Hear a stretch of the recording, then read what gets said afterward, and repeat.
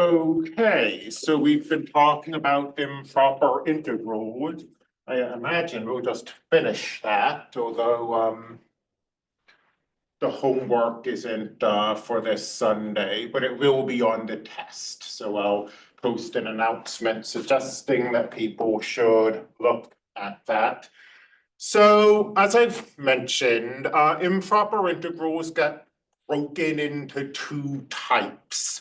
And really the only thing, well, when I start to say this, the things they have in common are that they both involve infinity and they're both taken with a limit. I started to say the only things they have in common, but then I realized that's actually kind of a lot. So we want to look at integrals that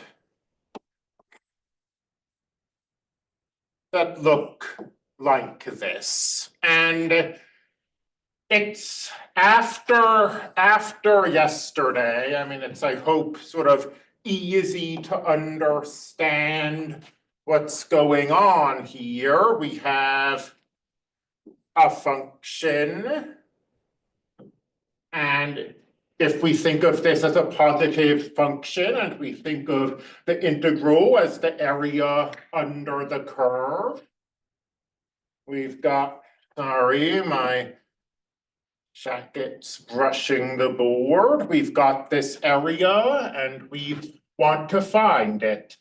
And this region is extending infinitely to the right.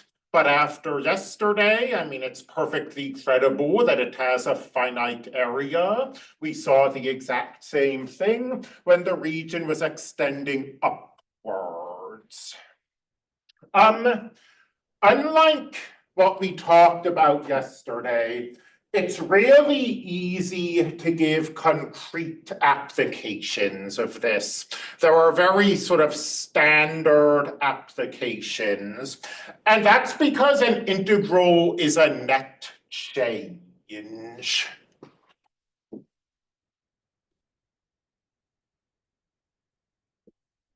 That is, if we write it this way, this is the fundamental theorem of calculus, but really more than that, it's telling you what the integral is. It's telling you that this definite integral is the net change in this function from A to B. And the thing is that a lot of times when you're interested in net changes, you don't necessarily have a specific B in mind. Like, let's say that f of x is some pollutant that is seeping into the soil and into the water. Then f prime of x is the rate the pollutant is seeping in. And in a lot of situations, it's realistic that we can measure f prime of x, but not f of x. I mean, if we imagine a very literal case, you know, or there's a pipe carrying pollutant into a lake, measuring the entire lake is probably off the scale, but we can certainly go to the pipe and we can see how much is flowing through it in a day. And let's that x equals 0 be the start of the leak. And you ask, if we don't fix this, how much of this pollutant will enter the lake in the future. And you see, we don't really have a specific time frame in mind here. We're not asking what happens after a week. If X is time in days, then this would be the amount that happens in a week. But that's not what we're asking, and we're not asking what happens in a month, where we'd have, well, obviously a little complicated, but let's say a 31 up there. Nor are we asking what's happening in a year. So there's no specific number that we want up there. We want to incorporate the entire future. And to indicate that, we put an infinity symbol.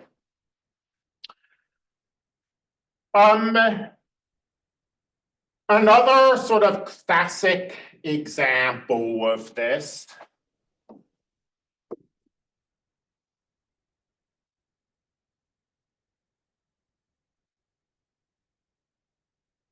which I mean examples that show up in like non-math textbooks. If you go to like dictionaries of medicine and see how math gets used, it shows up in those. We can talk about the bioavailability of a drug. So we made the observation when we were looking at the trapezoidal rule that if C of X is the concentration of a drug in a patient's bloodstream, where X is the moment the drug is taken, or rather, I mean to say X is the time since the drug's taken, and we'll say that it's taken at time 0. The integral from 0 to b of C of X dx. So this is the total exposure to the drug on the time interval from 0 to b. So like if we want to know what happens during the first 5 hours or the first week or whatever, we just change b. And based on this example, you can probably imagine that if we don't have a specific time in mind, if we just kind of want to know what's going to happen in the future, we can put an infinity symbol there. So this isn't yet the bioavailability. It is an application of improper integrals. The bioavailability of a drug is, I mean, a lot of drugs are taken orally via tablet. That's for many people, better than carrying around hypodermics for probably obvious reasons. But there is a trade-off. And that trade-off is that drugs taken orally are less effective than if that drug was injected. Because I mean, thinking about this very literally, there's some place in your body the drug has to be. If you're injecting it, you can just inject it straight into the relevant place. If you're taking it orally, it has to pass through cell walls, and your body recognizes this as undesirable and tries to filter it out. So you lose something. And the bioavailability is a measurement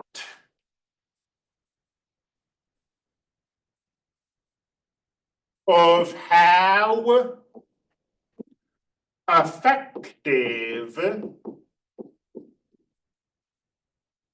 the drug is when it's taken orally versus via direct injection. So 0 means the drug can't be taken orally, it's 0% effective.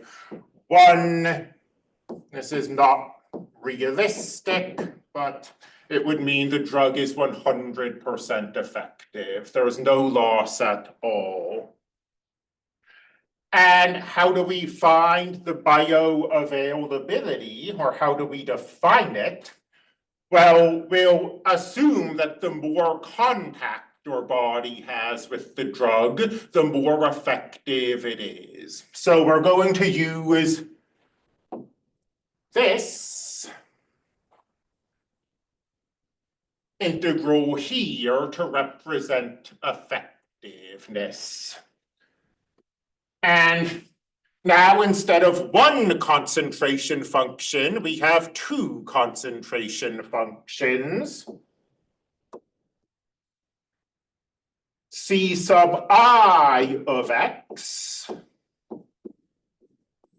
the concentration when injected,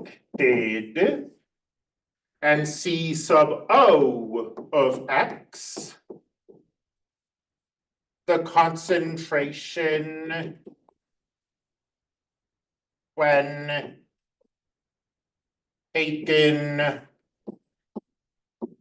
orally. And we have this formula for C sub I of x, this formula for C sub O of x.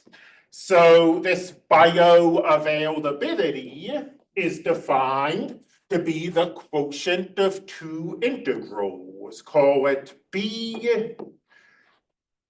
Let's see, the integral from 0 to infinity of the concentration when it's taken orally, divided by the concentration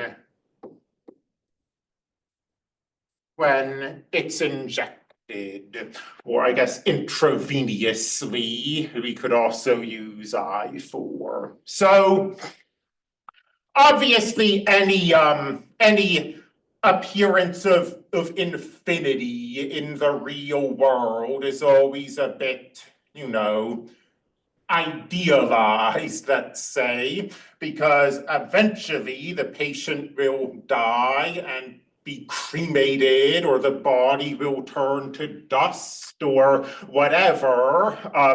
So asking what happens, a billion years after the drug is given doesn't make much real world sense. But I mean, the alternative would just be to make up numbers, and we don't want to do that. So we're willing to accept the obvious sort of fuzziness and unrealisticness of having an infinity symbol in return for not having to just make stuff up, essentially. And what we haven't given, we've talked about what this is for. Of course, what we haven't done is explain how we take such an integral, but you could probably figure it out. I mean, what did we do when we had a problem at one of these limits? What did we do when we had a vertical asymptote at B? Well, we replaced the problem value with something that isn't a problem, and then we took a limit. And obviously, or I should probably avoid that word, but the problem value here is that infinity. So we'll replace it with n. And we'll take the limit as capital N goes to infinity. And this limit might exist or might not, exactly what happened yesterday. So, I mean, I would say that for the vast majority of cases, the limit doesn't exist. I mean, if you think of like just a randomly selected function like x squared, well, x squared gets bigger and bigger, so this area gets bigger and bigger, so of course that area is infinite. The only hope that this limit has for existing is if the function is going to 0. This limit, and hence this integral, can only possibly exist when we have a horizontal asymptote. So for example, don't want to go from 0 to infinity because that would create new problems. We have a asymptote at 0. Let's go from 1 over x squared from 1 to infinity. Well, that infinity sign is a symbol, so is a problem, I meant to say. So we do our trick. We replace this with n, and let n go to something. So that 1 over x squared, that's x to the negative second. I write it this way because otherwise I struggle to take the integral. When it's x to the negative second, it becomes straightforward. We bump that up and we divide by -1, and that will give us a negative side. From 1 to n. There's no issue with sticking n in there. We couldn't stick infinity in, but we can certainly stick n in. Because of this negative sign, when we subtract, it turns into addition. And then as n goes to infinity, forgive my sloppy and informal notation, but 1 over infinity is 0. So 0 plus 1, and this area extends forever, but it's finite. That is, it's unbounded, but it has a finite area, would be the more formal way of saying that. Contrast this. Again, can't use 0. 0 is going to cause problems because I want to use a function with an asymptote at 0. But 1 over x is sort of a dividing line here. This integral will not exist. The area will be infinite.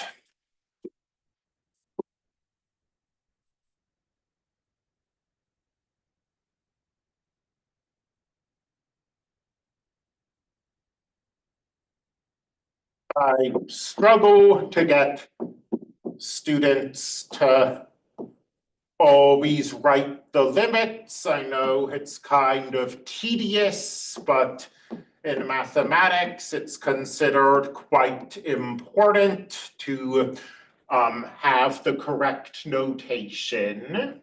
So we're taking a limit where spending more time, I acknowledge, probably writing these limit symbols than we are in the mathematics. And here it all sort of, you hopefully have, I mean, you've definitely seen the natural logarithm. You hopefully have some conception of it. Your conception of it is hopefully that it's slow growing, but that it doesn't have any sort of horizontal asymptote. As n goes to infinity, the natural logarithm goes to infinity. And the natural log of 1 happens to be 0, but the infinity thing is the important thing. So this is infinite. Well, just as a side note, we're going to, because this is going to come up in the second half of the course, what we saw here and what we saw yesterday, even though we didn't comment on it, is that when we have 1 over x raised to a power, 1 is, there's an exact dividing line and it's 1. If p is less than 1, this integral does not exist. This integral is infinite. If p is less than or equal to 1, I should say. If p is greater than 1, this integral does exist. It was the opposite yesterday when you have vertical asymptotes instead of horizontal asymptotes. That's why I made that mistake where I wrote 1 over x squared and I was expecting it to converge and it diverged. I was getting that material confused with this material. So very important, but not a whole lot to say about this. Do you have questions before we, I guess, end class quite early today? I really don't. All right, then I'll get, there's a test next week. I'll get something posted this evening, I hope, tomorrow at the latest, and yeah, we'll take it. It sounds like everyone, well, I guess it shouldn't matter whether people are planning to be here. They're expecting